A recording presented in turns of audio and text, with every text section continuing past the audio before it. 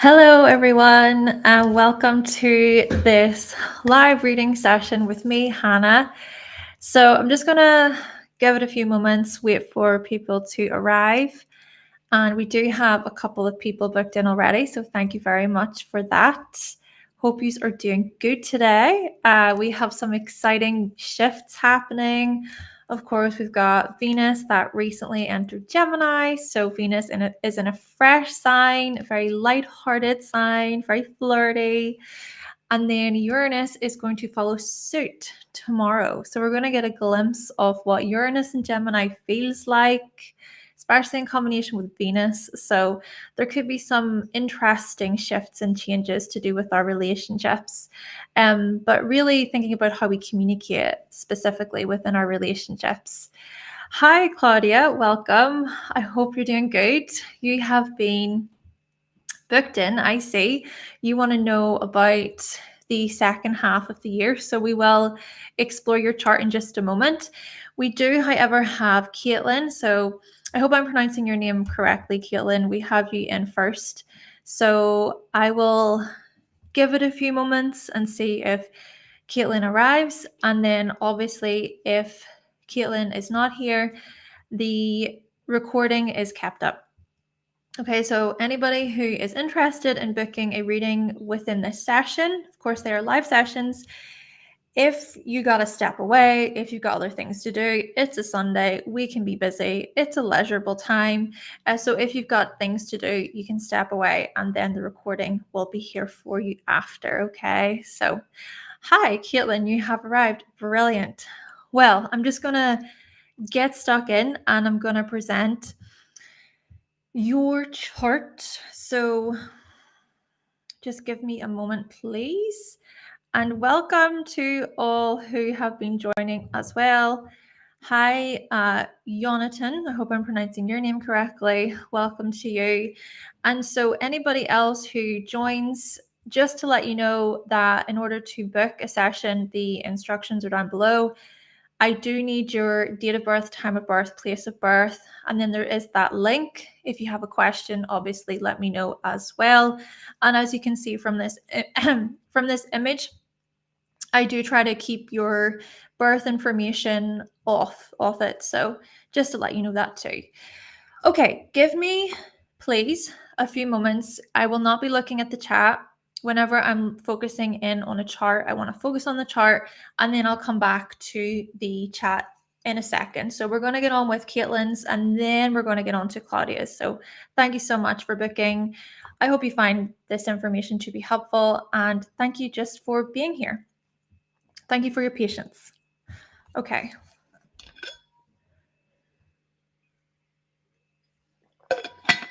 So, Caitlyn, your question is more about, well, it's work related and the clinical psychology stuff, right? That is very much a theme. And well, this is what we're going to do. I want to talk about how you have so much Capricorn in the 6th house, right? So as you can see, there's just a lot happening within that sector of your chart. Let me explain this. Let me break it down. Basically, the 6th house can point towards our occupation and the work that we do, essentially, the services we provide. It's also a house of refinement. So it's where we refine our skills, kind of like, a craftsman, and they just constantly improve. So for you, you have this Capricorn influence, and this to me suggests that you are a highly ambitious person. So when a job is to be done, you strive for excellence. We see your strong work ethic here. We see your dedication. We see your determination. But we also, of course, most importantly, see yourself. It's the self-discipline, right? It's your grit, especially because Saturn is there in Capricorn, it's home. It's also there with the North Node. So this stuff that I'm saying is strongly about your purpose. Like this stuff is about your direction in this life, where you're headed, your life's trajectory. Even the sun is also there supporting this influence. So all in all, what I'm trying to get at here is that when it comes to work and the services you offer, you commit. I also see this aligning more so with these government-related rules. We also see this aligning with security and the structures and the boundaries that exist within society, right? Because Capricorn is very much this earth sign. It's a universal earth sign. So we think about the collective security. So that's really fascinating to see those connections. But of course, what you're wanting to know about here is this, I believe, let me just double check your question. I believe, yeah, it's a part-time position and, well, it's social work. My mistake. It's clinical social work, right? So to be a social worker. Okay. This is where I want to say that you have what is known as a grand water trine. So let me explain this. This means that all of the water signs are activated in your chart. What is water? Water is emotion. Water is about our sensitivity. Water is sort of like our ability to pick up on how people are feeling on an intuitive level, not necessarily where they have to speak, they have to say. It's just like, I get how you're feeling. It's reading people's facial expressions, it's their mannerisms. So we see with the trine that you're very gifted at picking up on the nuances. You're very good at picking up on maybe people's emotions and what they actually mean, right? It's not really about what people say, it's about how they say it. It's about the words that they maybe don't put in there, right? What's left out of a sentence. You just have such intuitive gifts, which I think to a large extent you have inherited, so to speak, these gifts due to how you were raised, right? And I'm gonna say here, and this, hey, this is speaking maybe to my water or my chart, but I could be wrong. What I'm gonna say here is that intuitively, I see that your own upbringing, your personal experiences, your family life, those things could have been quite challenging. Maybe there was some kind of loss or significant separation, or there were issues with your caregivers, or there was a domineering father figure within the household, or there was a lot of secrecy and hidden stuff that was so overwhelming for you to cope with. So, without getting too much into that personally, I still think that those kinds of experiences in a large way have shaped you and have resulted in you being able to read between the lines, being so sort of tuned into the atmosphere. And why am I saying this? Because we see that with Chiron is in Cancer. The South Node is in Cancer in the 12th house. So we can look at this as you being rather gifted at the likes of nurturing, caring for other people, the vulnerable, people who have been struggling with their own mental health or their own physical circumstances, their physical challenges. And I think then about the kinds of duties and responsibilities that would be required of you, so to be this clinical social worker. And what I'm trying to get at here is that with the water influence, right, this groundwater trine, it seems like you have such gifts. You have so many sort of parts, skills about you that can deliver. But what I'm also going to say is use caution. And here's why. Because what this South Node in Cancer in the 12th house can suggest, especially in combination with the moon in Pisces, this can suggest that when it comes to the emotional stuff, you can take it on. You are learning in this life to be very firm with your boundaries, especially in the context of work, and especially to think about your health, right? So your actual well-being. This is vital for your success. And yes, at the same time, I'm also going to say the sun is making this trine to Mars. Mars is our driving force. Mars is our will. It's the very driving force that pushes our sun to success, interestingly. So to see this combination, to me, suggests that you are a very stable, firm individual, and that you are here to strive for success. You are here to be successful within the material world, within your career. You're here to take on leadership roles, supervisory roles. You may feel this calling, right? Purpose, calling, 10th house stuff. You may feel this calling to want to, show up practically, to provide support, to provide practical solutions within your role. So I do see strong themes of leadership and you being this, significant professional. Yeah. So all in all, I would say that. And then also, I'm just going to finish off by saying that, interestingly, Venus is in Aquarius in the 7th house. And what is Aquarius? Aquarius is known as the humanitarian. Aquarius is known for being very caring and wants to offer its knowledge to the world. So I see this as you being a major intellectual, or an intellectual person. Basically, I see this as you giving it your all when it comes to partnerships and one-to-one relationships, and thinking about the support you can offer clients and things like that. So yeah, I think that with Venus in the 7th house, that can be a good indicator of being quite good with people.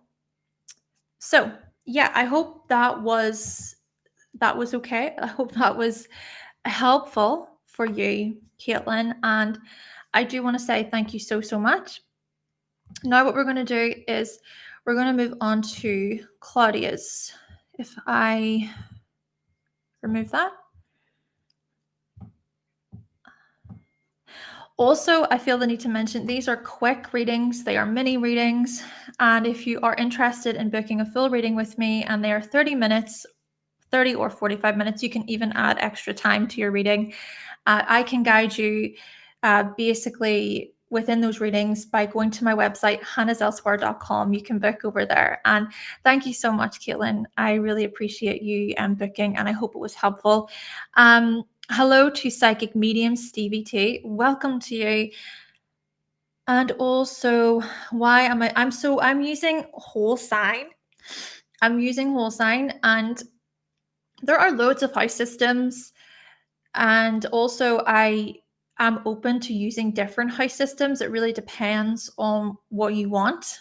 And I'm also going to say here that Placidus, I started out using Placidus, and I do often use both whole sign and Placidus side by side, especially if, for example, a client has an interception in their chart. Because using the Placidus system, we tend to see interceptions. So that answers that question, Mats, but thank you. Okay, Claudia, give me a moment so I can enter in your birth information.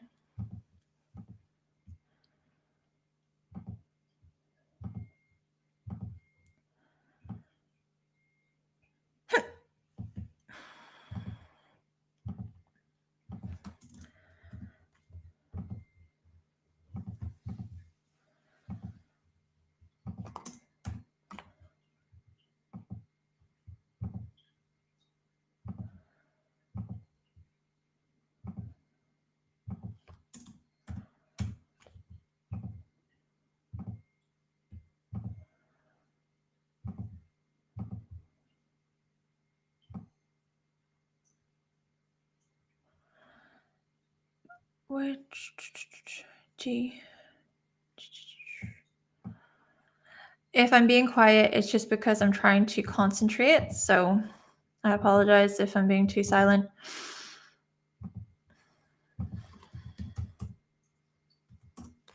Let me double check this information. Some key topics for the second half of the year. Great. My gosh, we're halfway through the year already, folks. What? You know what, though? I love autumn. I am here for autumn. Roll on September. Yeah. Who else here is an autumn person? Do you know what, as well? I saw reels on Instagram of people doing their Halloween stuff for the summer. I'm like, yes. Personally, too early for me, but I do love to see it. It gives me inspiration and makes me feel really good.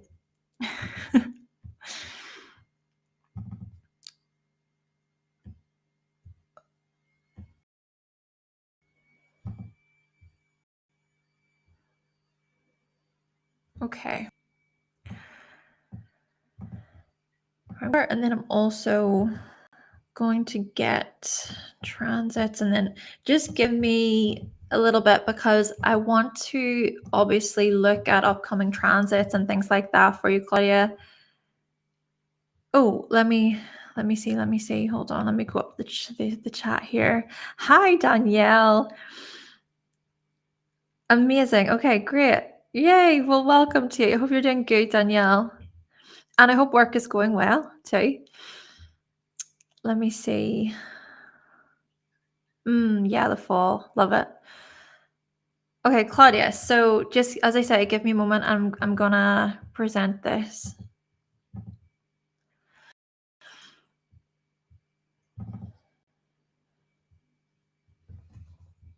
All right. Transits.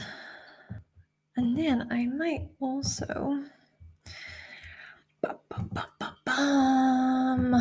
look over here.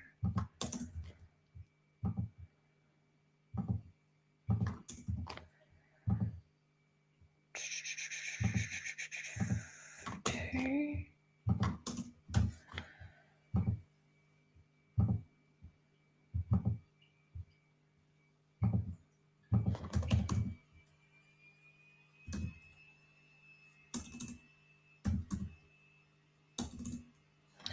Let me double check that.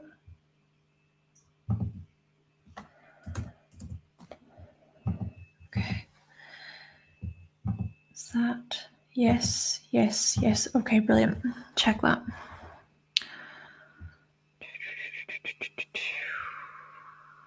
Okay, brilliant. Uranus, let's see. What is Uranus doing? Let me also... I'm just looking over some transits. It's going to take me a moment, Claudia, but thank you for your patience, and then we'll really get into it, okay?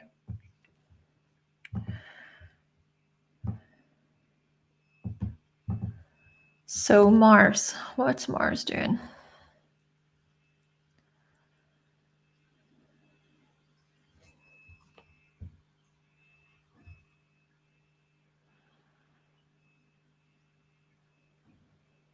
Retrogrades, yeah. Right, I'll just break it down, basically, and then I'll take my time and look to other parts of the transits. Let me double check the chat, see if we're ready to go. Hi to 444. Welcome to you. All right. What I'm going to say first of all, Claudia, is there is going to be the Saturn and Neptune retrogrades that will occur. So over the next coming weeks or so, both of them are going to station retrograde. And by around about September time, they'll both be back in Pisces, where they will finish up in Pisces for the rest of the year from that point. So let's focus on these kinds of things for you, right? Because you want to know about the second half of the year. Essentially, what is up ahead for you for this other half of the year is an opportunity for you to revisit old structures and foundations, older maybe responsibilities tied to the likes of, it could be community matters, it could be about teamwork, organizations you're a part of, it could be about your profession or about an older habit or skill within your profession, there is this feeling of just double checking, making sure that you're in alignment with things. I'm even imagining here going back and just retraining yourself or getting used to a certain system. This could also be about older conversations related to authority that could come up. And those conversations could maybe be revisited with the intention of helping you progress within your profession. Or, of course, this can also be a case of you revisiting your goals, right? Because this is happening in your first house. So, just to explain, so basically from about the next couple of weeks and then till September time, maybe use that time as a way to see, okay, does this particular goal or responsibility really align with what I want? This is so much about you making a decision and being decisive about the future. But then also a part of this is being somewhat idealistic and equally practical. This is about being a bit of a visionary. And this is also about directing your life, leading your life. Because what we notice is that, well, come February time, what will happen is Saturn and Neptune will both conjunct at the same degree. February time, 2026, they will conjunct, they will be in your first house. That will usher in this whole new, I think about 20 or 30 years, something like that. It's a long cycle, essentially, really related to your identity, your life path. We do see new beginnings, a fresh start sort of feeling here. But throughout the rest of 2025, use that as an opportunity to maybe go back and see, okay, well, what else can I learn, or what did I miss? Am I really in alignment with my purpose and my vision and my dreams? Is this truly what I want for my life? And then even what will happen is Saturn and Neptune will go back into your 12th house, where I said there that they will finish up in your 12th house. That will be quite significant for release, right? Those 12th house activations, a lot of that is about releasing, doing away with the old, the ending of certain cycles and habits that do not serve you very well, right? They do not serve you the greater good for you. They may not align with what your values are anymore. It's just a time to to be mindful about, okay, well, what else have you not thought about yet? Even this could be a matter of aligning with your spiritual values, right? So we think about those spiritual concepts and even your spiritual practices. So what you actually want to do spiritually speaking. Okay, so let's explore some more here. Those would be some themes that could come up, right? Also, I'm seeing here that Chiron, interestingly, let me double check the degrees of Chiron a moment, okay? Just, yeah, like I said, I need to break it down. Chiron. Okay, 26 degrees. Yep. And Chiron. Where are you, Chiron? Okay. Here we go. Chiron retrograde is also coming up on the 30th of July. And that retrograde is for a good number of months. Why is that significant for you, Claudia? Because it's going to conjunct your ascendant.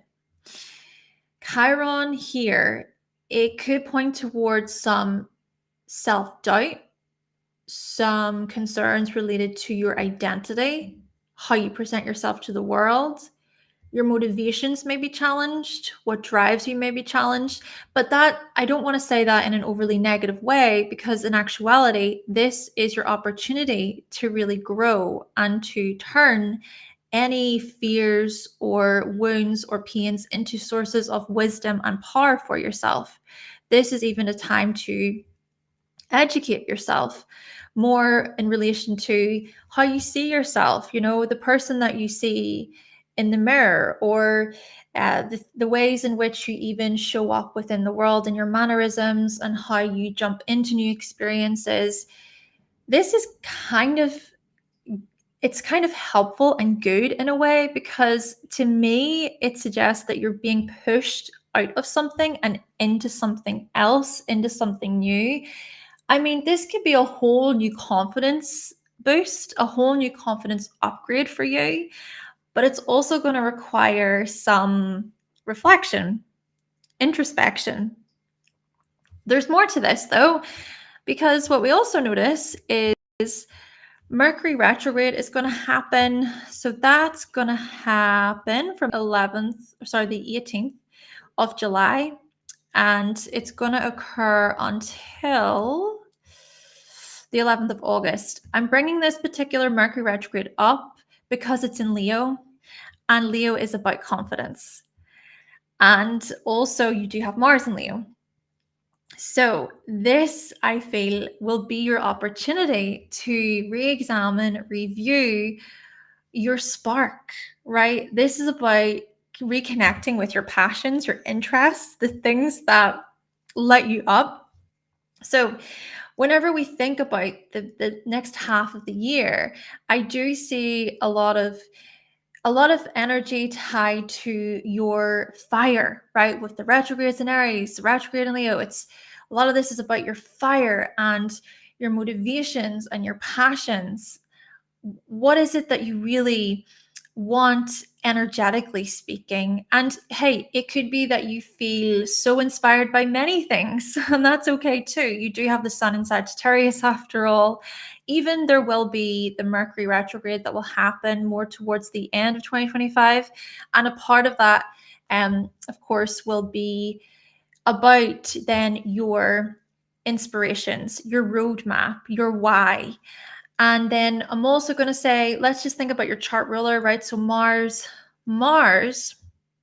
is going to enter Scorpio. So just give me a moment so I can see what kinds of significant themes could come up there. Scorpio, just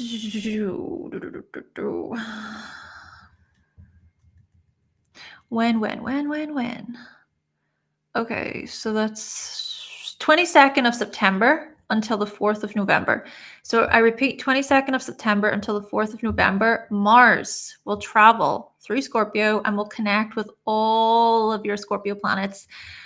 Okay, you want to know about significant key points or themes? That's going to be pretty massive for you psychologically, energetically, emotionally. It's going to be pretty big for you, even when it comes to new opportunities and getting out of your comfort zone. It could be big for you when it comes to addressing relationship fears, financial fears, getting out of your own way to a large extent, the wisdom that you can gain from this emotional renewal, from these emotional transformations. This is about resilience and power. So that could be pretty beneficial for you. And the last stuff that I'm going to say is we do have this new moon. So give me a moment so I can see the dates again. I just want to give you the dates to be clear. Okay, we have the new moon in Virgo on the 23rd of August, 0 degrees. Then we have the lunar eclipse in Pisces on the 7th of September, 15 degrees.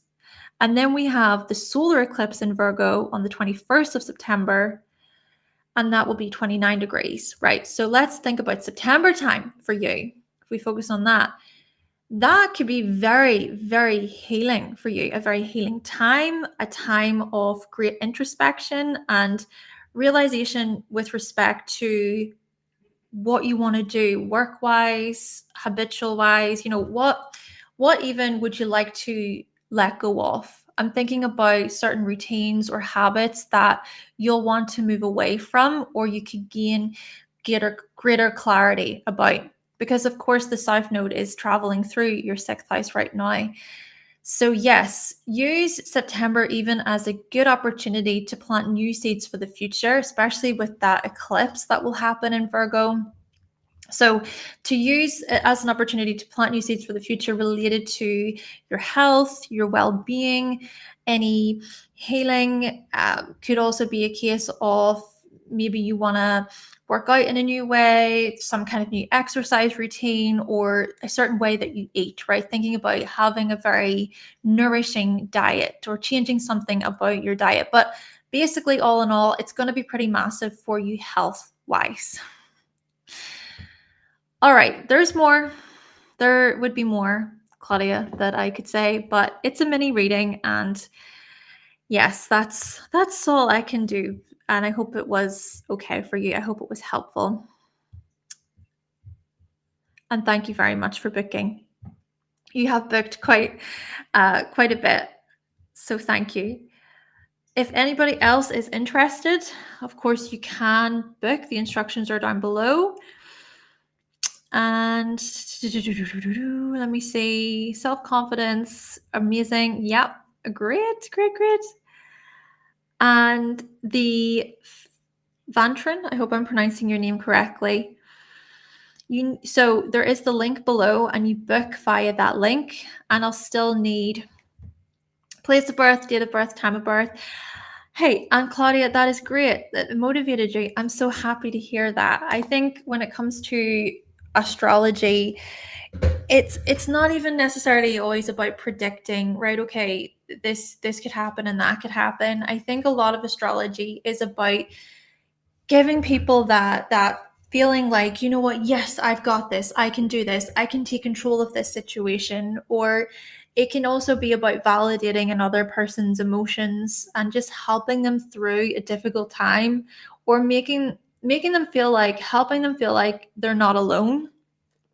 Astrology to me is an amazing tool that we can use as a way to assist other people, and it's really about symbolism and different intuitive messages that can come through, and that's really, really good. So I'm glad, Claudia. Thank you. Lily Beans, welcome. Hi, I like your name. That's really cute. Okay, so we have someone else who has booked, so thank you so much. We have Rain. Thank you. And Rain, I need some of your information. So I need your time of birth, place of birth, and your date of birth. If you don't feel comfortable sharing that in the chat or anything, you can always email me it at hannahselsewhere@outlook.com.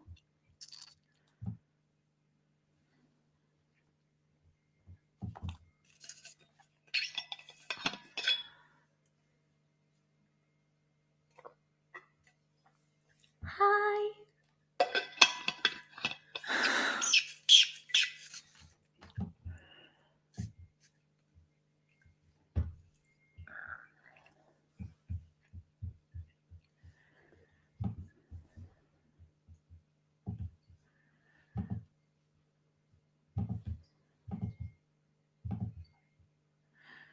Hi, Rain.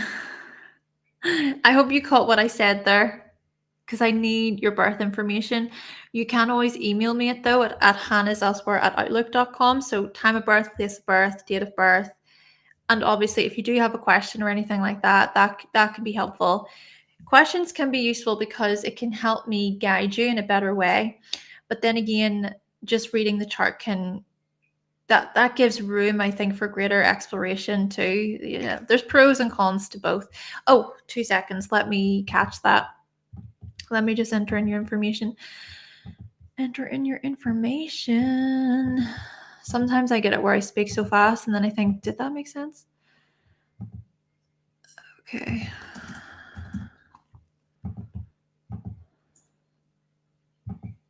Yeah. Oh, it's that way.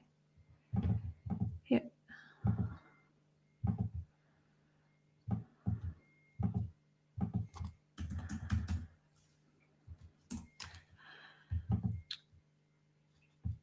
Great.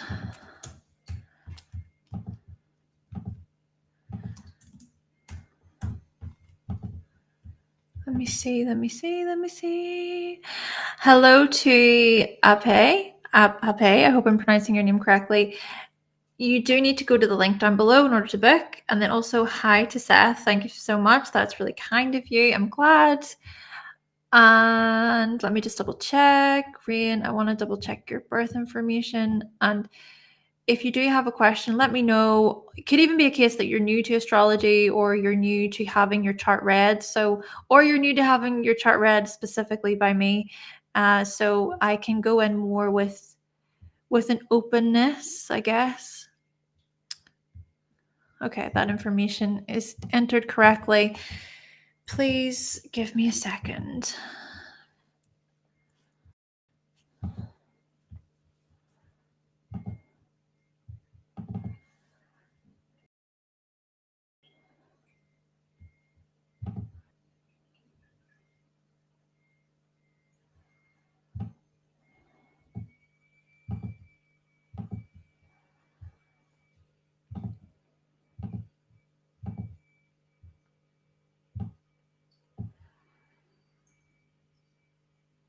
Oh, that's good.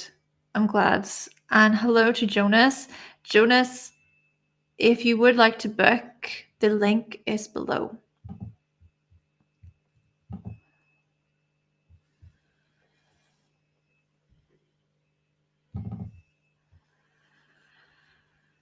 Okay. Rian, thank you for booking. And give me a moment so I can look at your chart. Oh, yeah, I might grab that as well. Yeah, just give me a moment. I need a bit of time to check.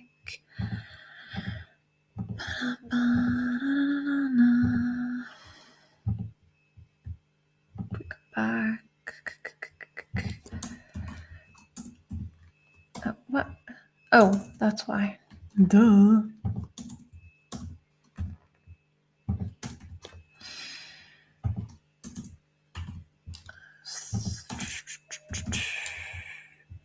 Oh no, it was. Oh yeah, it was. Okay.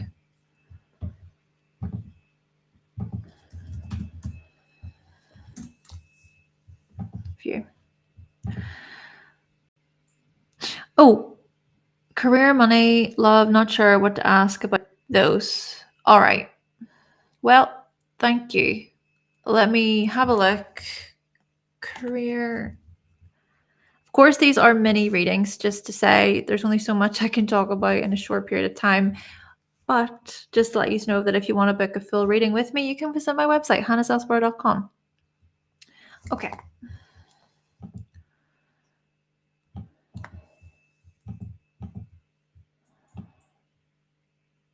All right.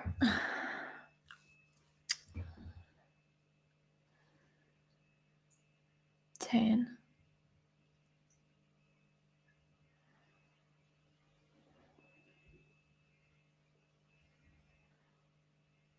Mm-hmm.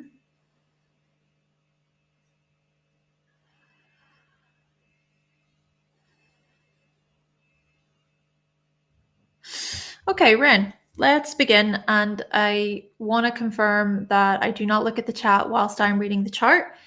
And once I have finished, I will then come back on and look at the chat. First up, what I'm going to say here is, with you being 33, you are currently in this 10th house year, right? What this essentially means is that all of the themes tied to career and your profession are highlighted. They come into focus. And what we see is Chiron is located in the 10th house, and it's also opposite Saturn. So what this tells me, first and foremost, is that when it comes to your professional life, you are someone who you can take yourself very seriously, maybe because you need to. It can almost feel like an uphill battle, or there could be some sort of wounds or pains or uh, insecurities related to that. Of could be confidence, it could be about how you show up within your profession, how you're seen, how you're recognized. Recognition could be a bit of a sensitive spot for you, sensitive area. There could also be themes here to do with certain members of authority and how they behave, and the unfairness, the feelings of things being not just, those could come up. And then I'm also considering certain delays or blockages that you can experience too when it comes to maybe creating a life for yourself, building a life, thinking about the things you want to achieve. Could also be a case of self-doubt coming through. It could be a case of maybe not even necessarily caring so much about material success or financial success. If anything, what you're about is feeling more so successful on the inside and not really feeling like you have to push your way to the top or fight for recognition, right? But I'm also getting from this a little bit of this feeling overlooked or feeling overshadowed by people at certain times. So these are the kinds of themes that we could be working with throughout this year for you. But this is also where I think it's important to highlight that we want to follow the path of the sun throughout the year for you. So naturally, the sun is currently in Cancer and Jupiter is also in Cancer in your 9th house. And so also your South Node is there. And so I'm thinking about potential new training opportunities. I'm thinking about new opportunities to do with your professional life, such as, could be travel experiences. It could be about maybe an upgrade or upskilling in some way, shape, or form. There is that expansive quality to Jupiter, and so this could indicate new doors opening, basically, when we think about training, educating yourself further, just wanting to learn more. And this could also be where pushing yourself outside of your comfort zone comes into focus, and being mindful of playing it safe too much. See, what we also notice is that you've got this Capricorn stellium in the 3rd house. So let's think about this, because the North Node is about our trajectory. It's about our soul's purpose, where we're headed in this life. So the North Node in Capricorn in the 3rd house says something important about how you deliver information, being an authority of some kind within. It could be an educational role, a teaching role, a marketing role, advertising, sales, things like that. I'm thinking even about retail here, selling things. I'm also thinking about transportation, making things more accessible for people. But whatever it is, this is about professionalism. This is about showing up in pretty substantial, well-rounded ways, sensible ways, dedicating yourself. Equally, we also see that the moon is in Gemini, right? And that's interesting, because this could be a case of you being quite good with your words, right? Even the moon is making a trine to the sun and Mercury. So what I get from this is that you can talk your way in and out of pretty much anything. And that when it comes to the likes of sales, the likes of education, you can perform really well because you're very quick at learning. I see this as you being a rather fast learner, very eager, very curious. So you have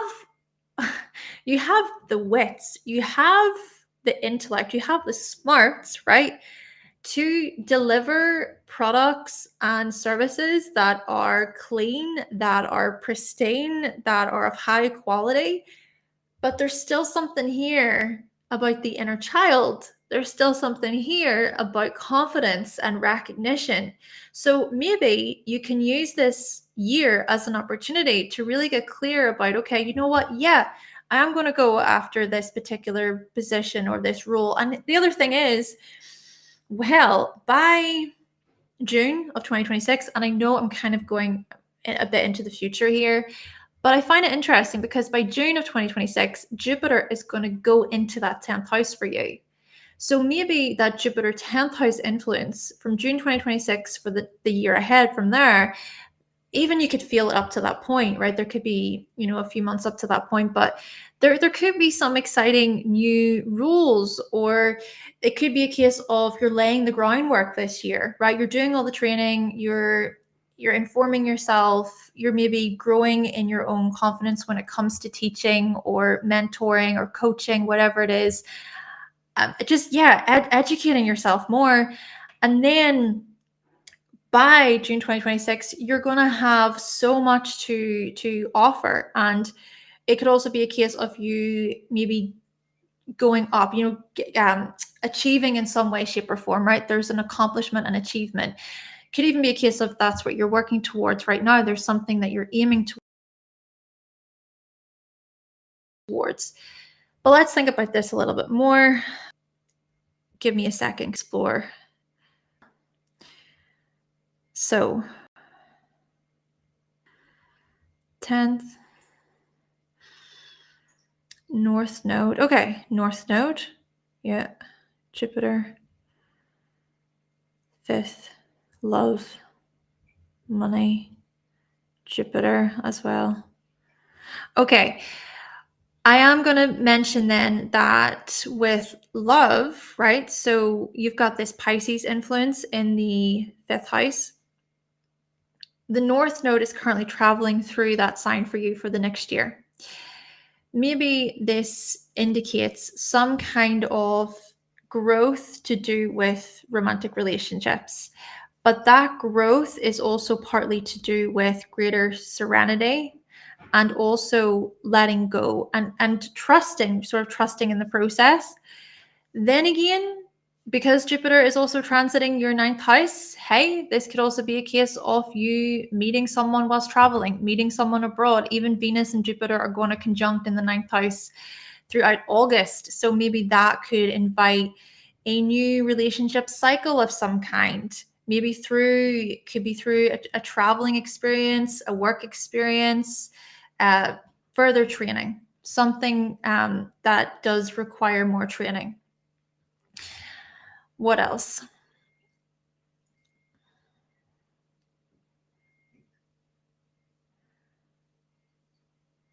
Venus and Mars. Yeah, and then what I'm also going to say about this, so love angle. When it comes to love, you are someone who you need to build, right? You need to slowly and steadily build with someone. And you need to feel like you are aligned when it comes to your future goals. Also, this could be a case of you preferring someone who is mature and who can hold a valuable conversation with you. I'm even thinking about with Mercury conjunct the Sun in Aquarius, you prefer intellectual stimulation. And also, I think that you'll question people, basically. You'll question other people's intentions, especially with that combination of Scorpio. So Scorpio, there is such a depth. You don't do the whole superficial, even though you do have your moon in Gemini and you can be playful and you can be quite fun and flirty. There's still a big part of you that prefers that intimacy, the intimate connection, the intimate bond. So maybe it's about aligning with the kinds of people who really speak to those qualities for you. And then just to touch on quickly, you wanted to know about the money side of things. Just give me a moment, please. I'm just trying to get a lot into such a short reading.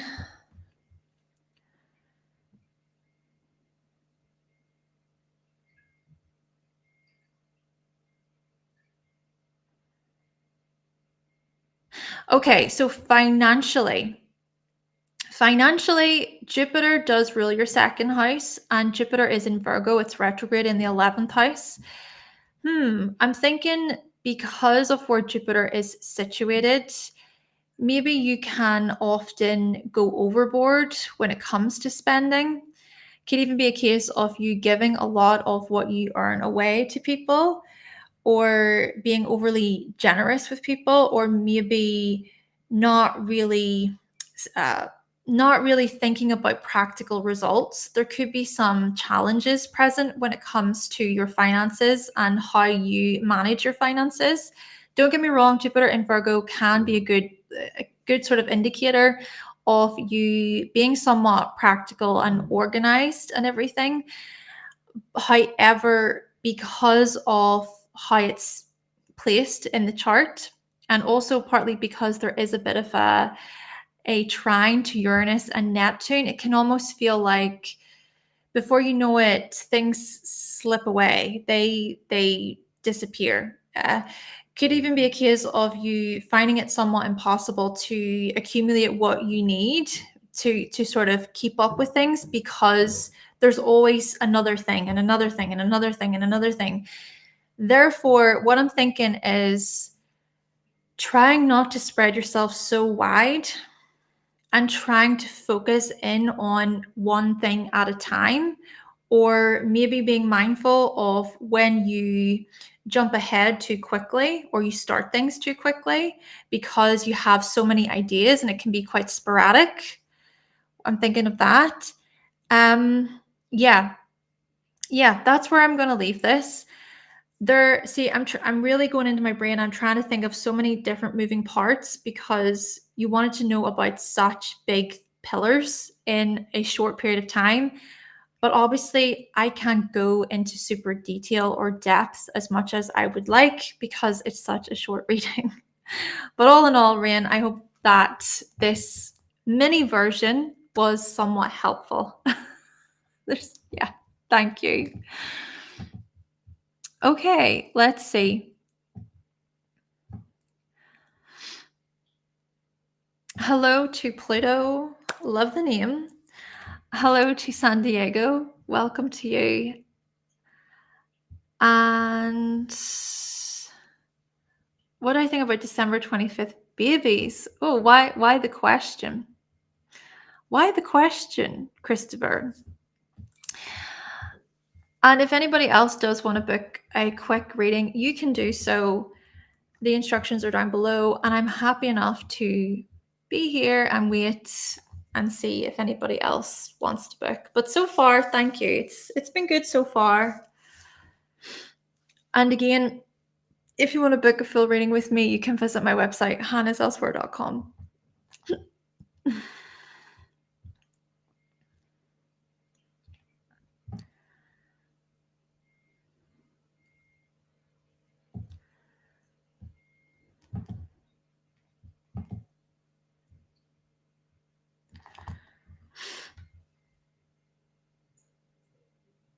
Oh, Rain, that's so interesting. You're looking into a new career. Ooh, okay.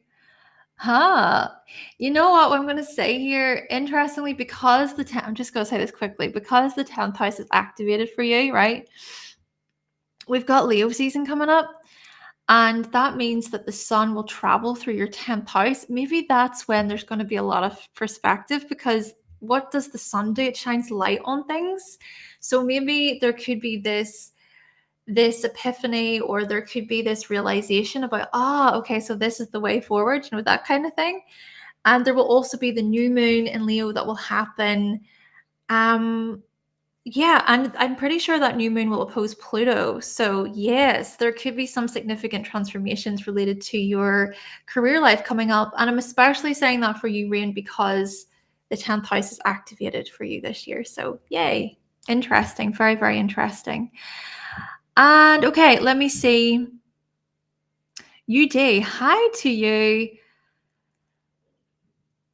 So you say that you have changed a lot. Who is that to? Are you talking about me? And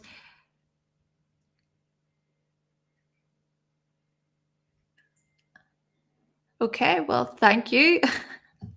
I'm not sure who that's to, but okay. And let me see. Oh, great. Hey, wait, Christopher, that's brilliant. Moon in Pisces, you've watched many videos and you understand a lot. That is great. I'm so glad. So glad. And Rain, that's great. Awesome. I wish I had have went into more more depth with the other pillars, but it is what it is. These are short readings, you know. Okay. Well, if anybody else wants to book, I'll give it like 5 minutes or so. I'm okay. I'm okay. If I get to go early, I get to go early. It's like I get to clock out. Bye. So I'm not mad about it, and that's great. Thank you, UD. Brilliant. Thank you so much for watching.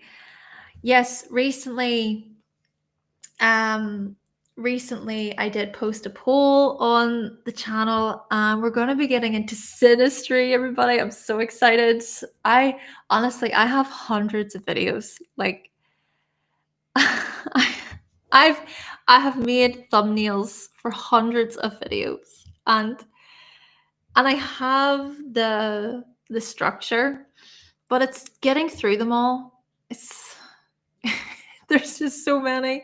So my intention is to ask you what you want to see, because I think that's really important. And Christopher, your second Saturn return soon. Will stuff get better? Hi, Alex. Welcome. And Christopher, if you want to get a quick reading, the instructions are down below.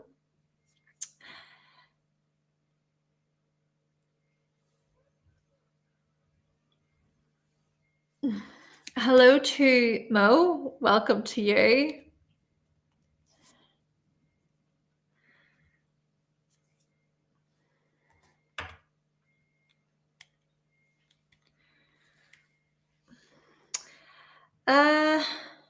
Any thoughts about war? Yeah, I do not discuss those kinds of topics here.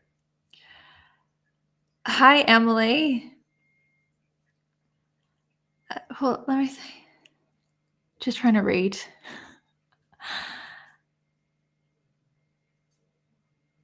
Oh, amazing. That's great. Well, do you know what? Thank you for being here. And I'm the same.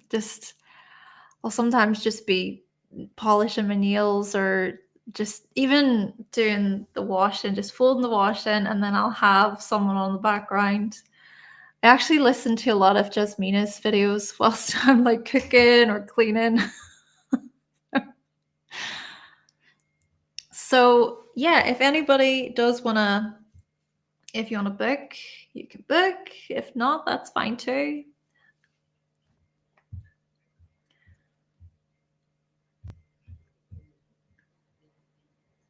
And I hope you're having a good weekend overall, Emily. I hope you're doing well.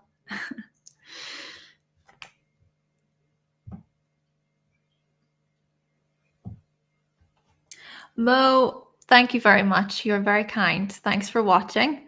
Much appreciated. But yes, no, I was saying about the Synastry series. I was trying to say that, yeah, so there is going to be a bit of a Synastry series, and I want you to vote for which planet you want to see. So yeah, we're going to be doing Venus first, because you voted. There was the poll between Venus and Mars.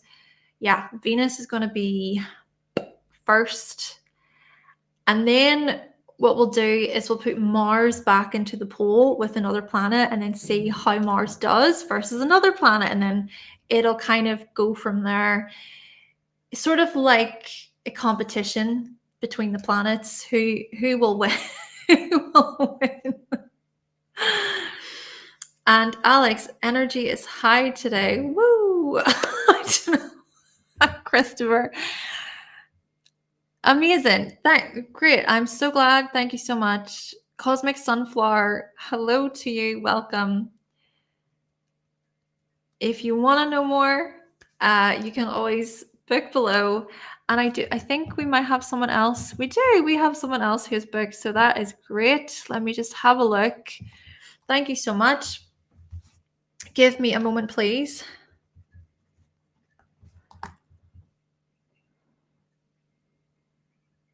Okay. So reading everything. Aaron. Brilliant. Give me a moment, Aaron, and let me put in your birth information.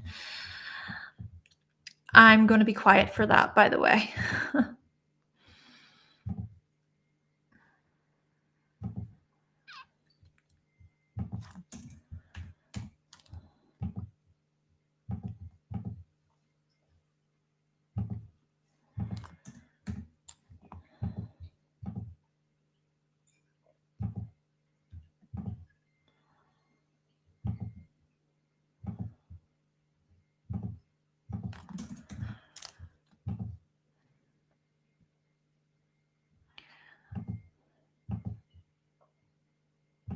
Just have to say as well that I have a nice cream bun and a cup of tea waiting for me for once I finish this session today. That is my, it's the thing that keeps me motivated, basically. It's my treat for after. Let me see. I think it was that one. Yep. Bum bum bum bum bum bum bum bum bum. Okay. I think we have your information incorrectly. Let's save this information.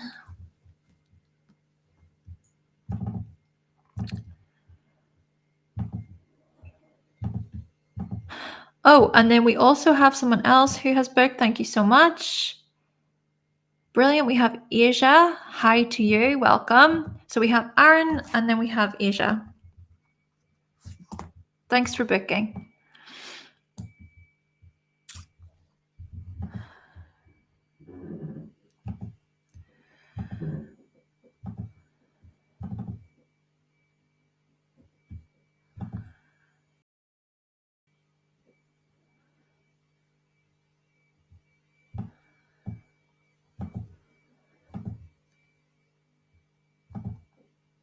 One.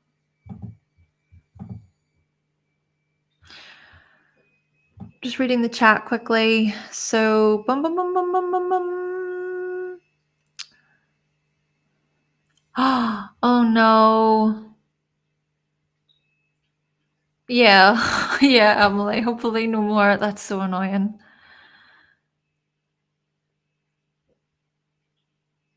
UD, thank you. And Asia. Brilliant. Okay, got it. Right. I think I'm up to speed. I think I'm up to date on the chat, but I do not look at the chat whilst I'm reading the chart. So just FYI. Give me a moment so I can get my other timing techniques to assist you, Aaron. And that's MA.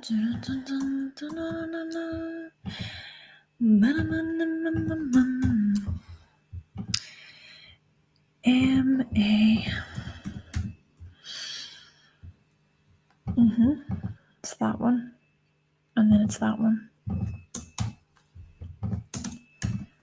And that one. Yep.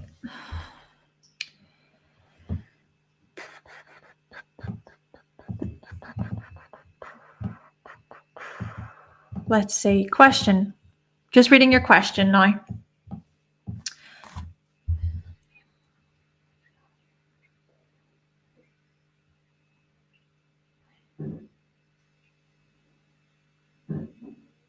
Okay. Committed. Yep. Pick up. Direct with feelings. All right. Let's see.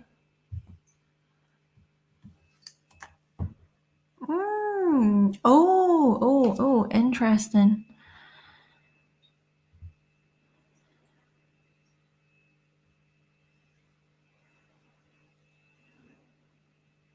Okay, let's begin, Aaron. Double checking the chat. I am. I'm doing whole sign. Is that? Am I doing the whole chart? Not the. I'm not doing the whole chart. This is a mini reading, but I don't know if maybe you're referring to whole sign, and in which case I am using whole sign system. But this is a mini reading. So if you want to book like a 30-minute reading with me, you can visit my website, hannahselsewhere.com. Yeah, I hope that answers your question. Okay, Aaron. And what I'm going to do is I'm going to now focus on your chart, and then I will look at the chat after. We'll go from there. Okay.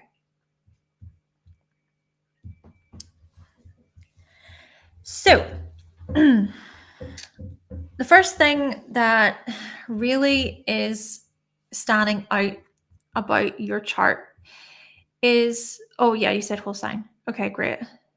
Okay, great. Thanks for confirming that. Yeah, the first thing that is standing out here about your chart is the fact that Mars is in Scorpio, right? And it's conjunct the ascendant. So right off the bat, what we notice about you is that you are quite a passionate person. See, this is about intimacy. This is about how, when it comes to sex, I'm just spelling it out for YouTube purposes, but when it comes to sex, you crave depth, you crave trust, you crave intimacy.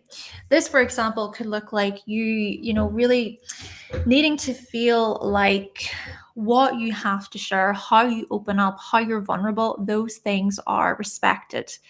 They are treated well. And then we also see such passion. We see passion, we see commitment, wanting to pull your significant other, who you're attracted to pull them close. Then what we also further notice is that the moon is located in the 5th house of love and romance. So there's also like I guess you could say, a type of merging process that can happen within your romantic relationships. On one hand, sure, this can manifest as you feeling really close, feeling really connected, almost like you've known each other from another life, almost like your soulmates. It's that sort of feeling. However, this can also manifest as maybe being too, let's just say, emotionally involved, right? There's a difference between emotional enmeshment and connection. And this, I think, is where the South Node comes into the equation, because something that you're coming to learn here, Aaron, is maybe trying to sense this or pick up on this part of you that can become very involved very quickly. Very quickly. It's like, it's almost like you go in and there's this you're blinded to it, right? You're blinded to the attraction, to the affection by your, perhaps mostly from your own or by your own, but then also this can manifest as you projecting your own fantasies onto lovers, even projecting things that aren't necessarily true. It's like you believe certain things are there, but maybe they're not actually there. So there can be a bit of this delusional attitude, or this uncertainty, this confusion. Right. So this is where the North Node and Mercury come in, because they're both in Virgo. Virgo is more about, okay, this is what I see. These are the details. These are the facts. And also, this is a much more organized energy, I suppose you could say. Discernment is certainly a key word. So maybe a part of your journey when it comes to love and romance and attraction and everything, a part of your journey, well, it's not necessarily to say, oh no, you shouldn't have those feelings, and you shouldn't have those, fantasies and tap into your imagination. I'm not suggesting that. I'm more so saying that it's important to balance this energy out a little bit with that of greater discernment, right? And maybe what comes to mind here is, what are your expectations? What are your standards? What is it that you really expect within these relationships, within these partnerships of yours? And how do you react whenever they don't meet those standards, whenever they don't meet your ideals? Do you try to sort of fit people into a certain category, into a certain box, or they have to be this particular way? And whenever they're not that way, it's like, oh my gosh, I don't even know you. And you're so disappointed, you're so disheartened. So a part of this, I do think, is about managing your own expectations, but at the same time, still connecting with what your heart is saying, right? It's still, in a way, it's about balancing the heart and the mind. And that's interesting furthermore, because, okay, one, Venus, which is the ruler of your 7th house, by the way, the 7th house is about attraction, it's about relationships. Venus is in Libra, so we're going to talk about that in just a second. But then also, I'm picking up on how with Mercury retrograde, the analysis paralysis stuff can happen, even the opposition to the moon. So in actuality, maybe you can get in your own head. Maybe you can sort of go into the overthinking, like, oh my gosh, like why did that person do that? And what did that mean? Am I reading too much into this? And you can overthink and you can worry and you can stress and you can pick yourself apart. You can pick the other person apart. And then you might even question your own feelings or question, is this even real? Is this relationship even meant to be? It's all of these kinds of things. So I think a part of this is also about how you manage the thoughts, your inner critic, and how you can maybe come to this point of greater calm, like to calm the mind. And I'm thinking because the South Node currently is in Virgo, right? It's going to travel through there for the next year. Simultaneously, the North Node is in your 5th house. I'm thinking because of this journey, this is going to be great for you. Yeah, I think this is going to be a good opportunity for you to do that inner work, for you to manage your own expectations, for you to also, maybe ease up a little bit on the excessive worry and the kind of the panic. The panic is what I'm getting here. But let's touch on Venus in Libra. So Venus in Libra, when we think about attraction, we think about love. I see this as you desiring some kind of mutual respect. There's a reciprocity when it comes to Libra. There's a give and take when it comes to Libra. Oh, I see where you're coming from. Oh, let me help you with that. Oh, thank you so much. There's a politeness, there's a kindness, there's a gracefulness to this Venus placement. You may even really be attracted to people who are super, super, just they're so desirable, they're so lovely, they look just beautiful to you, they look so amazing to you. But because Venus is in the 12th house, I'm also curious partly about what's happening, maybe subconsciously, maybe beneath the surface. I'm wondering about, again, this fantasy stuff, what is brought up more as a notion, an ideal, a vision, and it's not necessarily based on something that's concrete, based on something that's real. And the other thing is, interestingly, Saturn right now, notice how Saturn recently entered Aries. So that happened around about May time. And Saturn's about to turn retrograde over the next couple of weeks, but basically it's opposing Venus. So this is like a moment of, oh, wow, how did I not see it like that? So if anything, what you're explaining to me is really good, because this to me aligns with this Saturn energy. And Saturn says, be somewhat realistic, be somewhat practical. Plus, Neptune is a part of this. So there's also the fantasy stuff. There's also the beauty and the desire. But Saturn invites healthy structure, this healthy, grounded, patient influence.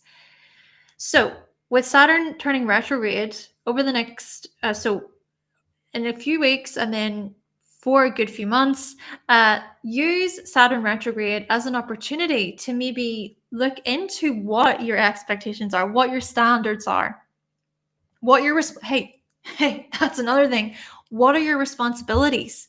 I'm even picking up on here, you taking responsibility for the relationship itself. Like, why is it all falling on you? This is what I'm getting from this a bit. That's another thing with the South Node and the Moon in Pisces. It almost seems like it's you that's putting in all the effort. It's you that's putting in all the work. It's you that's making all of the sacrifices. Saturn is saying, why? Saturn even is going to go back into Pisces, and that's going to happen from about September time for the rest of the year. My goodness, Aaron, use it as an opportunity to be really clear, right? To think about clear boundaries, clear standards, clear expectations, clear responsibilities about what is yours to carry and what isn't. Yeah. Last thing I'm going to say, okay, the last thing I'm going to say about this is something else that stood out to me earlier is how Mars is even making that square to Uranus. And that's a fascinating thing because you mentioned about this kind of detachment, this aloofness. That square to Uranus can maybe show up as, okay, when it comes to the passion and the desire and the intimacy, there does seem to be this detachment, this the separation or needing space. So what I'm going to suggest with this one is, okay, I want to break it down in short sentences. What I'm going to say with this one is, one, try to tap into the part of you that can be somewhat separate yourself, right? Instead of it being all in super quick and it's, it's all or nothing, the extremes, and it's really intense, right? But also at the same time, still see that your passion is to be admired, and for someone to be with you who loves your passion, who loves the intimate part of you, who wants to bond with you emotionally, someone like that is someone who you're going to feel actually really good with, really safe with. So I hope that was a balanced approach, Aaron. Thank you.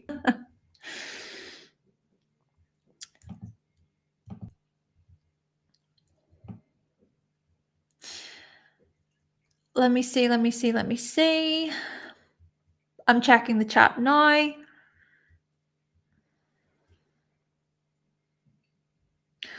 Oh, Risa, I hope I'm pronouncing your name correctly.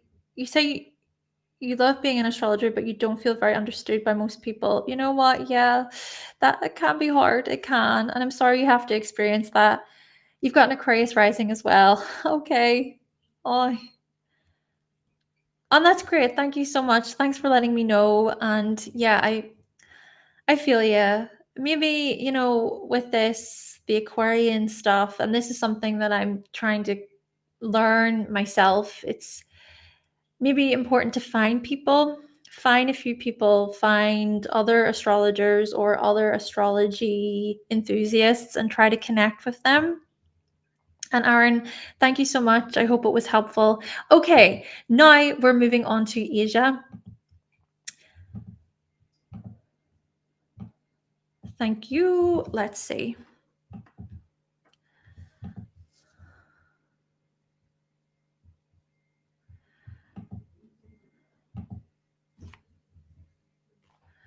I have room for one more person. If one more person wants to book with me for this session, there is a space available.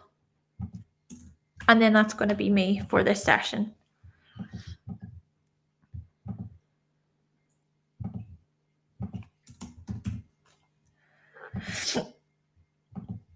Hi, Asia. I'm just putting in your information.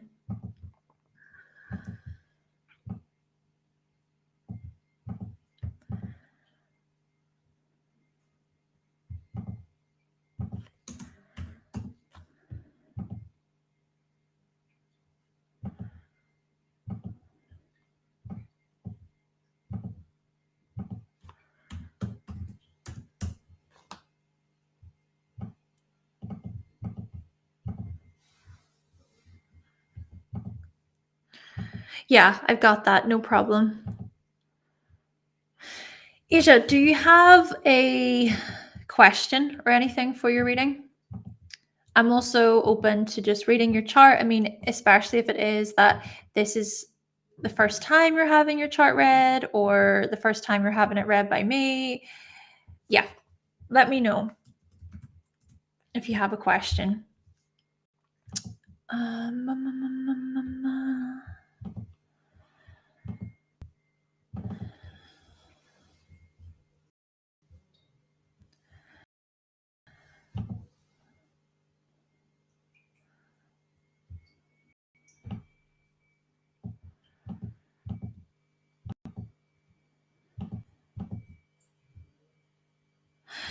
The link to book is down below, UD. Usually you say you don't have a specific question. No problem.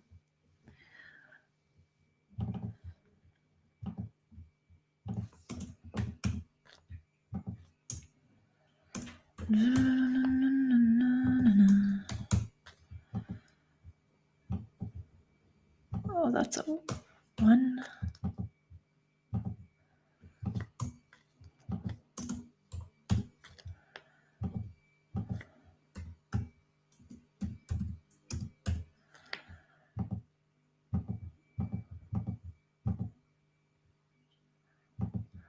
Okay. Give me a moment and then I will read your chart. Let me have a look. And just to confirm that I do not look at the chat whilst I am reading the chart itself.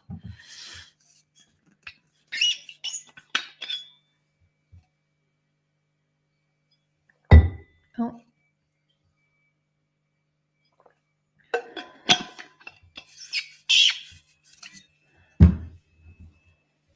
Let's see. Okay.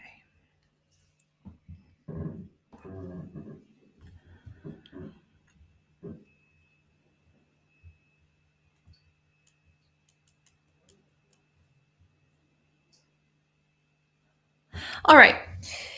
Asia, let's talk about you. First up, I want to explain this Sagittarius rising. So, yes, Sagittarius on the rising suggests to me that you are a major adventurer, explorer. You are someone who loves to continuously learn and to expand your worldview, right? To expand your horizons. And naturally, you could do this in many different ways. But because Jupiter, your chart ruler, is located in Aries, I'm thinking that to a large extent, how you do this is by being creative, could be performing or acting, or this could be about educating yourself within some kind of dramatic area or performative area, entertaining area. Could also be about sports or coaching or enterprise. You have, I think, a lot of passion. That much is clear. You have so much passion and enthusiasm. And I also see this as you being a highly courageous person, very brave, especially when we think about the kinds of challenges you have experienced when it comes to, for example, your self expression, your confidence. When it comes to matters related to romance and love and even children.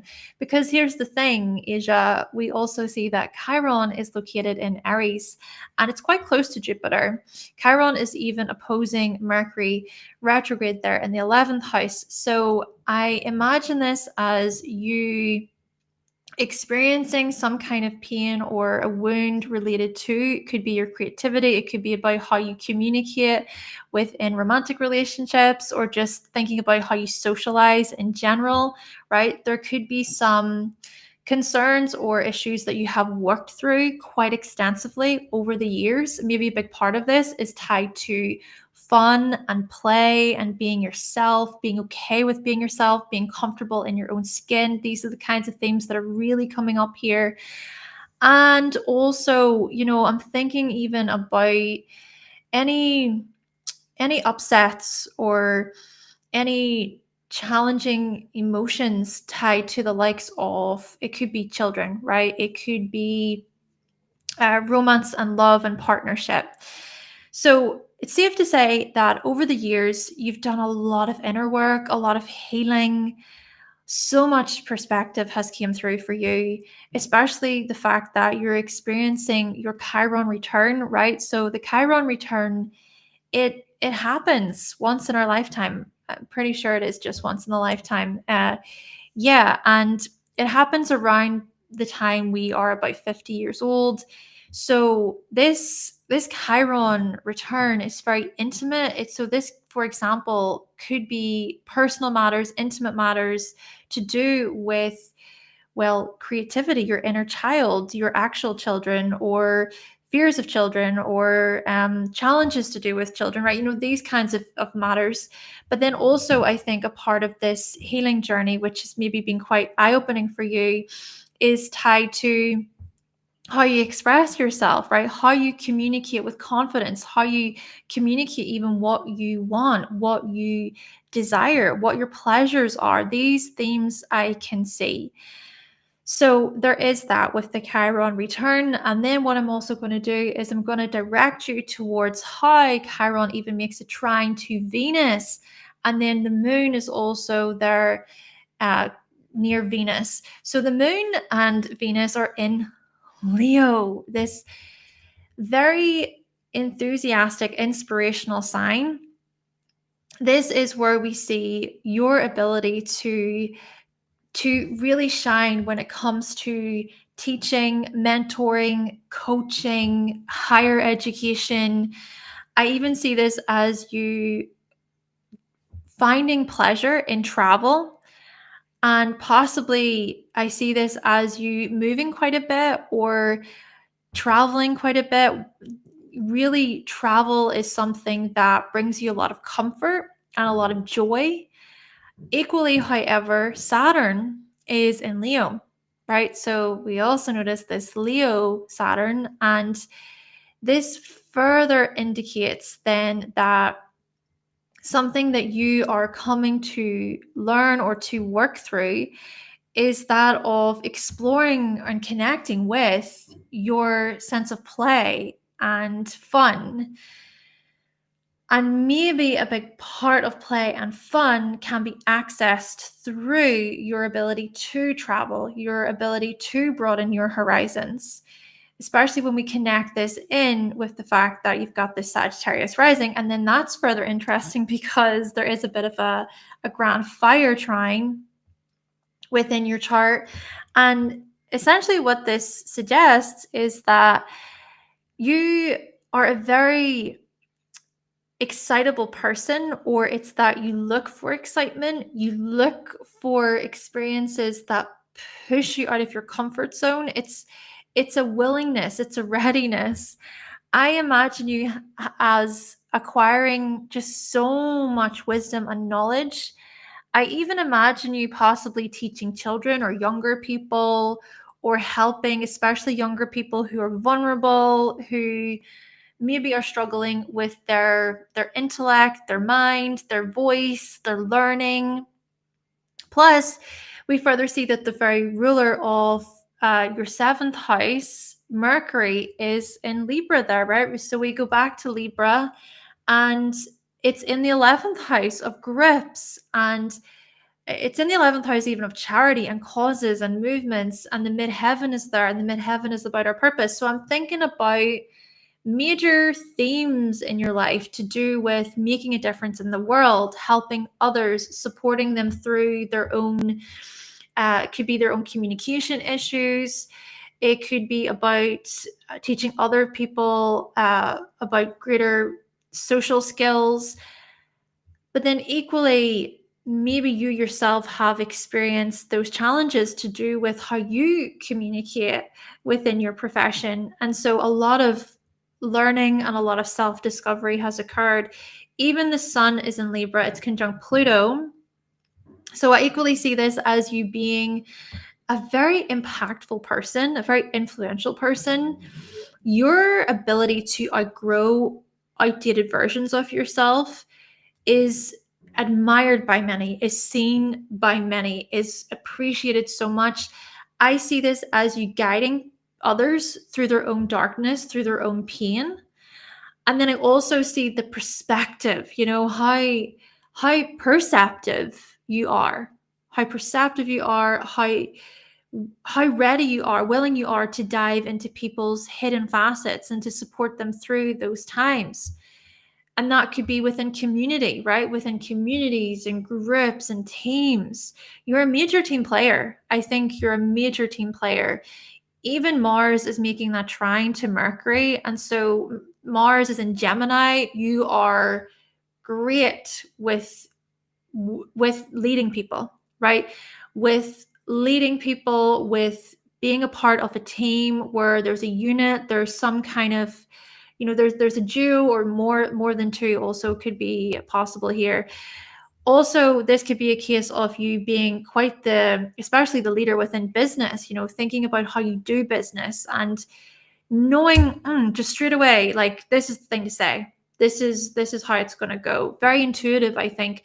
Lastly, of course, I could say so much more about you, but lastly, what I'm going to draw from is South Node in Taurus, North Node in Scorpio. Okay, my word, you have experienced such grand transformations. And even about 7 years ago, right, you experienced your Uranus opposition. That could have been pretty major for you when it came to rebellion, when it came to doing something completely new, completely different. I imagine you being in more of a kind of steady, stable job, doing the same thing every day, day in, day out kind of thing, having your routine, your comforts with the South Node in Taurus. And then over recent years, you've just went, you know what? What's holding me back? You know what? I am going to do something completely different.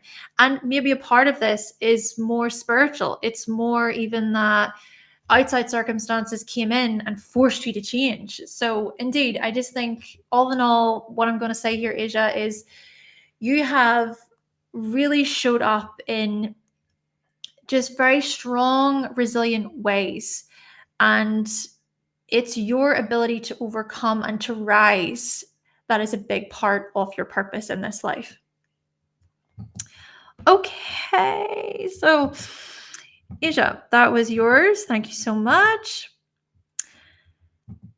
Yeah, well, I have room for one more if anybody else would like to book, but if not, that's completely fine too. And I'm just really glad that you have booked with me for this session. Let me have a look at the chat.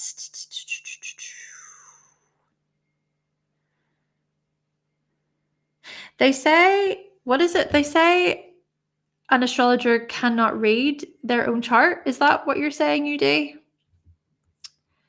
Is that what you're saying, that astrologers can't read their own chart? And hello to S. Hi. Yes, was it about the iron? Was it the iron? Let me see. Asia. Oh my goodness. Hugs. Oh, you say you're in tears. Hug. Oh my gosh. And yeah, I'm pretty sure it was about the iron. I'm pretty sure. You're a projector too, right? We were talking about being a projector. Yeah, well, I'm glad you asked that because I ordered my tablets. I know it was a while ago since we talked, but I didn't get around to ordering them at the time. So I ordered some iron tablets. So they've got iron in them, and they've got B12, I think, and then vitamin C, and then something else. So could be really helpful. And I'm also going to say this as, oh my goodness. So I really, really hurt my ankles last week, and I haven't really been able to walk very well.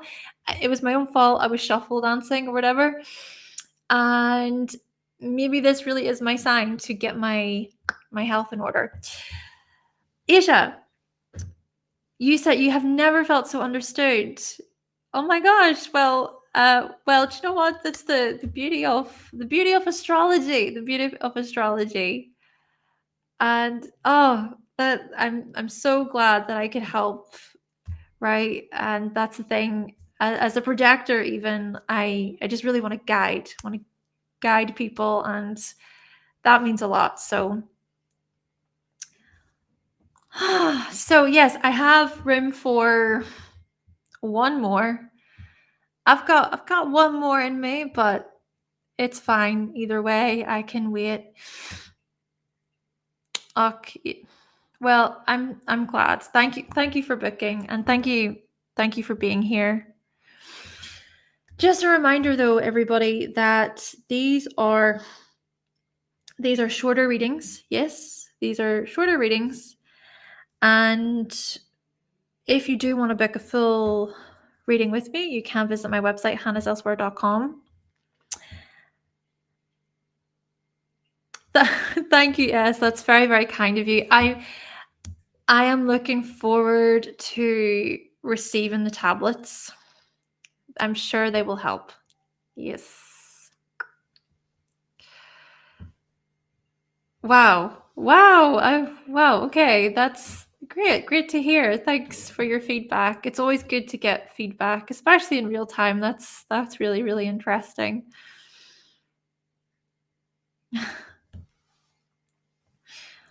Let me see.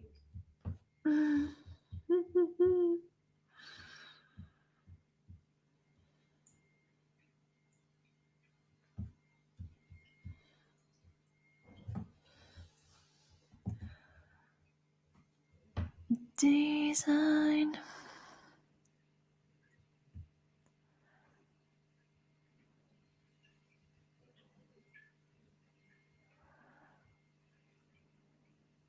Mm-hmm.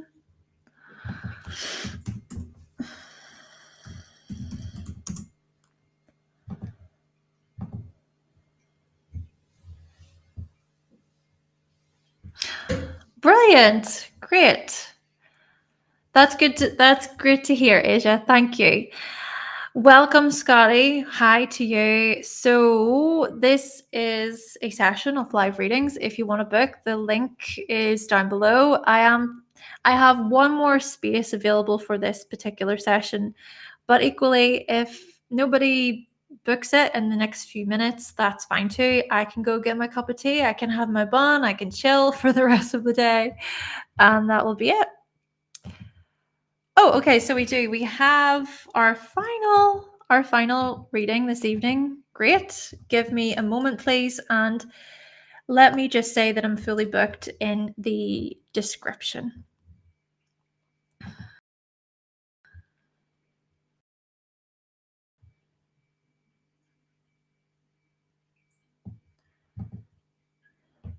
Oh, my glasses are hurting me a bit because these are quite tight around the glasses.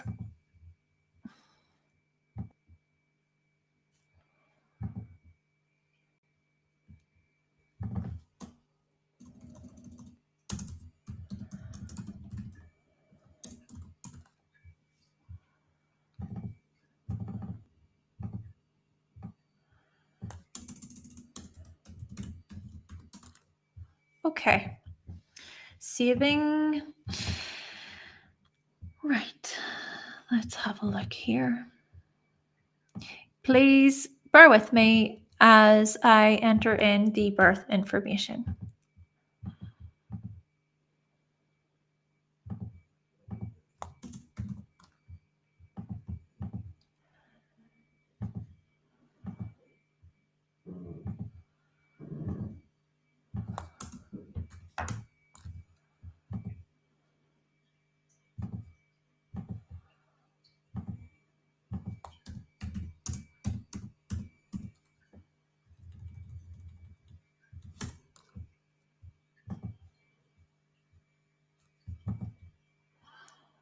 Mm-hmm. Okay.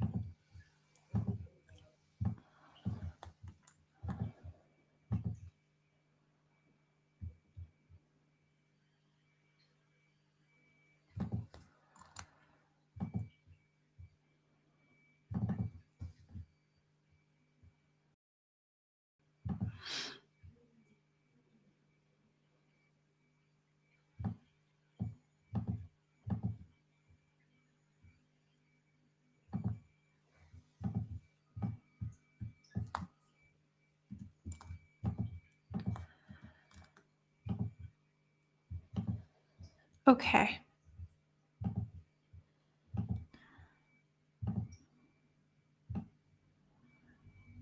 Oh, let me see. So let me see here. Abra, can you confirm something with me? Can you confirm the name that is on the PayPal that you use? I'm only asking because I'm wondering, did I get 2 other readings in here, or can you just confirm that with me, please, Abra?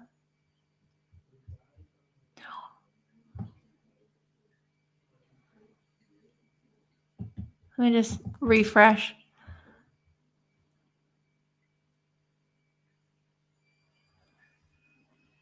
It's the only one that I have here, so it should be the same. I'm hoping anyway. Oh, itchy eye. Hold on. Let me present this chart. Oh, okay. Hold on. Let me check. There could have been another reading that was booked. 2 more.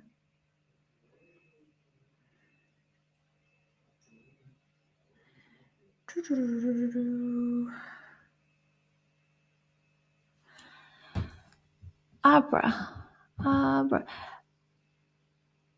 Yeah, so Abra, I'm asking, did you use, is your PayPal that you use, is it the same name? Is it Abra? Is it under a different name is what I'm trying to ask?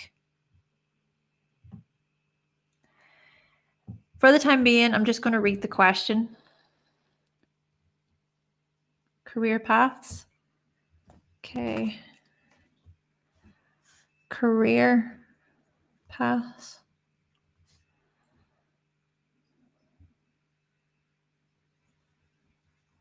Okay. Okay. Thanks for giving me some context.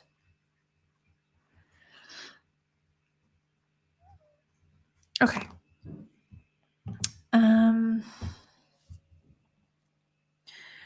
You know what?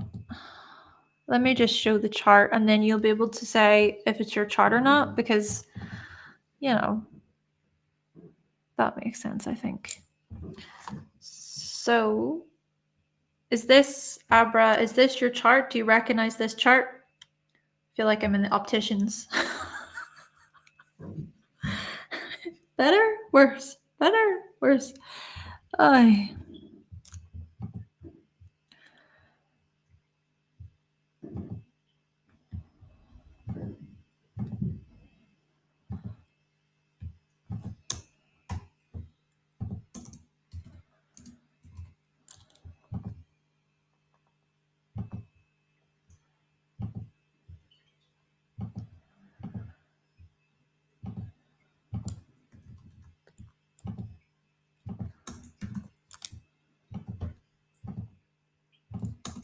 Yeah. Yeah. Uh-huh.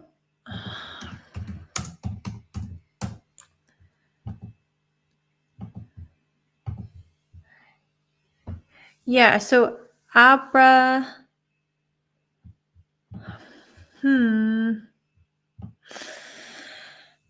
Well, basically, let me see. Because you're saying, Abra, you're saying that you sent a payment, but I don't see any payment for your name. And I'm gonna check something. Did you use the Buy Me a Coffee link at all? No, I don't have anything from there either. Nope. And I don't have anything that has came through. Let me just refresh.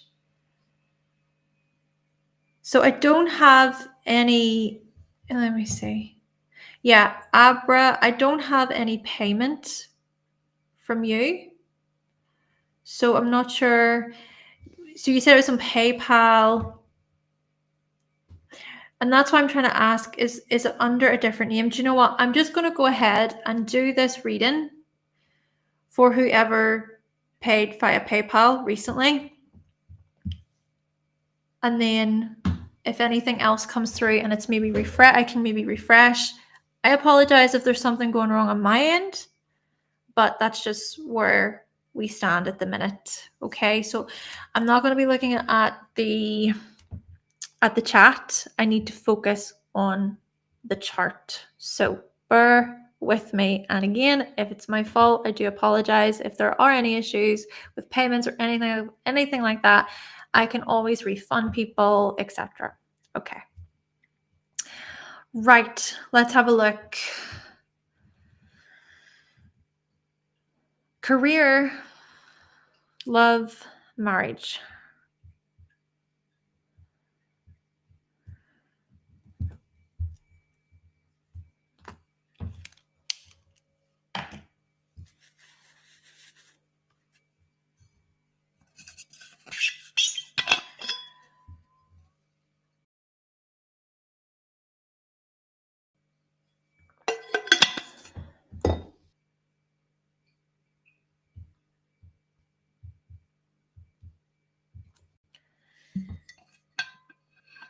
Okay, so for this individual, it's more of I'm just keeping the identity private.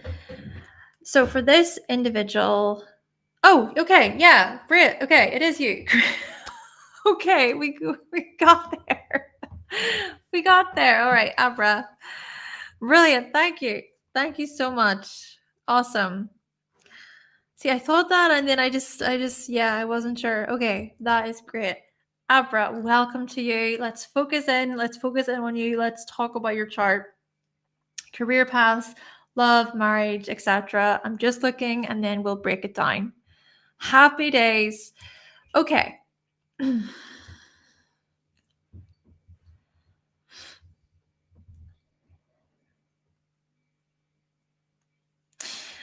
First thing I'm going to say about you is you certainly possess a lot of stamina, right? You are a major self starter. You do not need to wait around for other people to tell you to do things. You just go ahead and you do it. You are very good at taking the lead. Maybe you are a natural born leader, Abra. But the thing is that there is such a focus here, an importance here to do with recognition. So to be recognized for your gifts, to be recognized for your efforts and for your delivery. So for the effort, the hard work that you put in. And then what we also notice is that there tends to be some challenges with authority. There tends to be some blurred sort of lines. And what I mean by this is the responsibilities, the duties, what is yours, what is another person's within your profession, those kinds of things can be challenging. So you say that you're unemployed, right? And you're currently looking for work, you're thinking about a career path. What I'm going to say, because Neptune is conjunct the midheaven, what I'm going to say about this is to try to be somewhat grounded in your approach, to go into certain career environments and to be quite clear about what your expectations are, clear about what your role is, to be quite defined, right? There is a defining element here that's needed, a structure that's needed, especially because Saturn is conjunct the midheaven as well. It even could be a case of you stepping into an authority role, right? A role where you're able to work up, a role where you're able to reach new heights. Maybe for you, reward and recognition is a major incentive, and that is what is going to push you and keep you moving.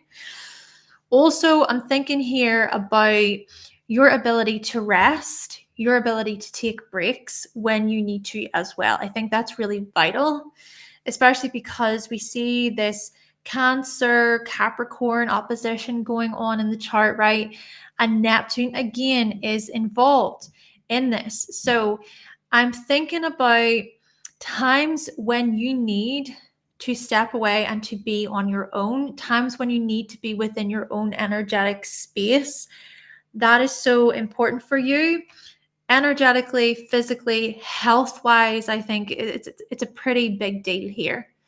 But then I'm also thinking that perhaps a part of your career could involve offering advice, right? Offering your practical advice, your well-researched advice to others. I even imagine you working up or raising your own standards when it comes to your intellect, when it comes to your studies. Maybe this, for example, could be you leading a team, leading a group, being a part of a significant team or group where what you say has a major impact on everybody else around you. But then equally, what I'm getting from this is your ability to delegate, right? To delegate, to be able to see the gifts in other people, to be able to see the talents of other people, and to kind of burrow in, to dig deep, to see, oh, well, why isn't this person performing as well? Or what is the skill and the talent of this individual within the organization or team? And you can draw from those things. And then what you can do as well is you can create an effective plan for people who maybe are not performing so well. Why am I saying all this? Because you have all of this Capricorn in you. Capricorn is the organizer. Capricorn is the master builder. You have it. You have it. But it's also about, you've got to put in the work. It's not about being an overnight success here.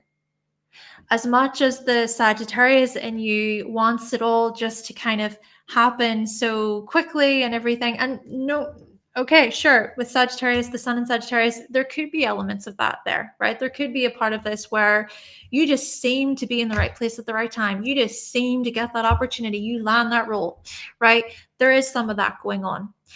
But I'm still getting at the foundation, the structure, the discipline that's needed to not take things for granted, to make sure that you're keeping yourself on the straight and narrow, but equally, to be able to stand up for yourself when you need to. There's something here about you possibly being paid for your wisdom, for your knowledge, for your input, particularly because of all of the hours of study, I imagine you even being quite well educated when it comes to the likes of philosophy or law. Could also be some kind of higher educational area that you put so many hours into. Could be more abstract subjects, abstract topics.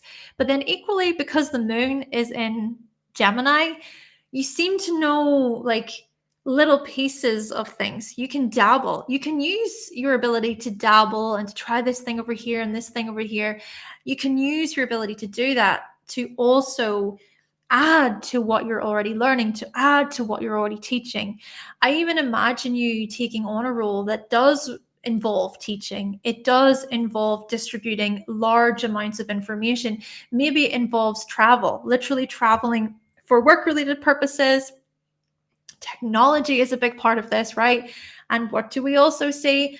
The North Node is in Aquarius. Oh, the North Node is in Aquarius in the 11th house, and so is Venus. So your money planet is in the 11th, and your relationship planet is in the 11th, right? We think about relationships, partnerships, Libra 7th. We think about this Taurus influence that wants to be stable and grounded when it comes to your finances, essentially, when it comes to the second. So we go back to the 11th, and I'm thinking then that a big part of your life's path, a big part of your life's trajectory is to do with community. It's to do with technological shifts, technological advancements to change society in some way, shape, or form, bringing your big ideas to the collective. But that's also going to require responsibility because Saturn is in Capricorn. This is about being a responsible team player. a responsible innovator and a responsible experimentalist. Experimentalist, is that a word? It just sounds weird. But yeah, to be responsible as you experiment. And then I'm also thinking just the power that will be found in community. I really see you as leading groups. There's just something here, leading groups, right? Facilitating some kind of group of people where maybe you're helping elevate a company, you're helping bring technology, and you're helping basically to innovate the space, whatever space you're in. You can also pick up on maybe the nuances, or you can use your intuition, your intuitive gifts to your benefit too. Okay, you asked about more love, marriage stuff. Just I'm going to touch on that quickly. Well, let me see. The secondary progressed moon right now is in Libra. So we do see this craving for closeness, this craving for a mutual connection and a bond. So maybe a part of this is addressing your feelings, addressing what you desire when it comes to relationships, marriage, and so on. Let me look at other parts of the chart. Venus is also there in Aquarius, so the ruler of your 7th house. And so Venus in Aquarius, I think for you then, it suggests that you could very well meet someone, right? You can meet someone through a mutual group of friends. You could meet someone maybe within a particular team or a company or a community. You're a community member. You can meet someone online. Pluto right now is actually on your natal Venus.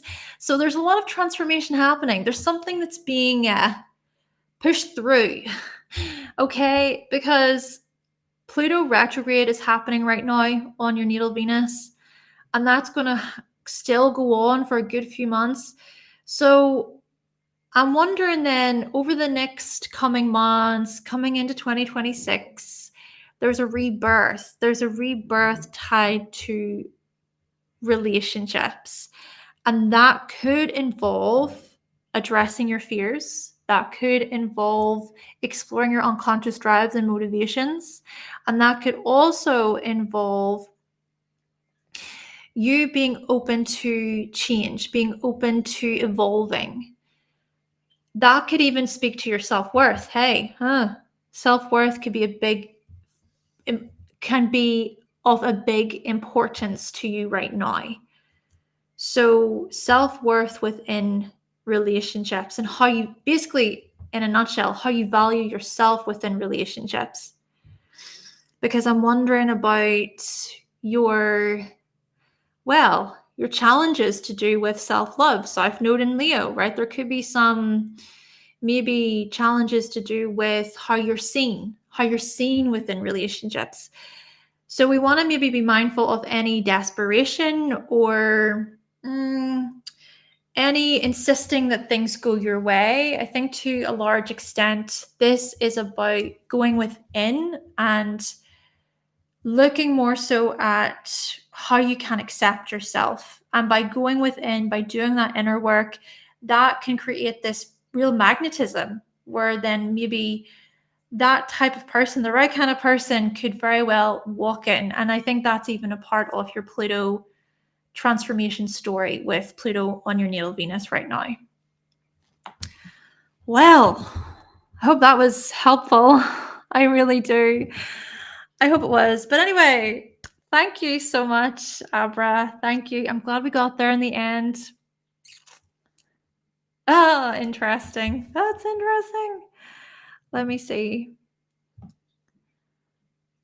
Okay, perfect. So that's us for this particular session. Thank you all so much to those who booked. I hope your readings were helpful and yeah, you benefited. It has been a great session. I didn't think I had it in me, but I clearly did in the end, so that was good. Okay, yeah, I'm going to get going. I hope you have a lovely Sunday, everybody. And a reminder, if you do want to book a reading with me, you can visit my website, hannahselsewhere.com. And also just to share that the the horoscopes. So there is a subscription service for personalized horoscopes for the month ahead. That particular subscription for August horoscopes has closed. And then I will let you know when September horoscopes open. So that will be over the next coming weeks. And I do want to say thank you to those who subscribed for their August horoscopes. And you will get those within the next coming weeks. All right, I'm going to get going. And again, thank you all so much. Abra, you said it was very helpful. You're really glad. Awesome. I'm so happy. I'm so glad. With that being said, I will talk to you